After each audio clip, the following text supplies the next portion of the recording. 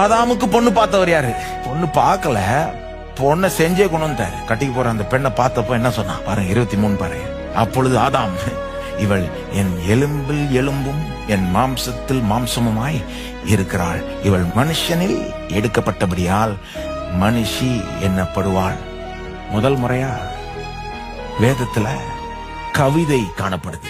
கட்டி போற பெண்ணை பார்த்தா ஆதாமுக்கு தானா கவிதை வருது, லவ் சாங் வருது, காதல் பாட்டு. இதுக்கு ஒரு அழகு இருக்கு. இதுக்கு ஒரு அழகை கொடுத்தவர் தேவன். சினிமா கிடையாது. சினிமாலையும் இதனுடைய அழகை எடுத்து அவன் காமிக்கலாம். ஆனா அது தேவன் காண்பிக்கிற அளவுக்கு காமிக்க முடியாது.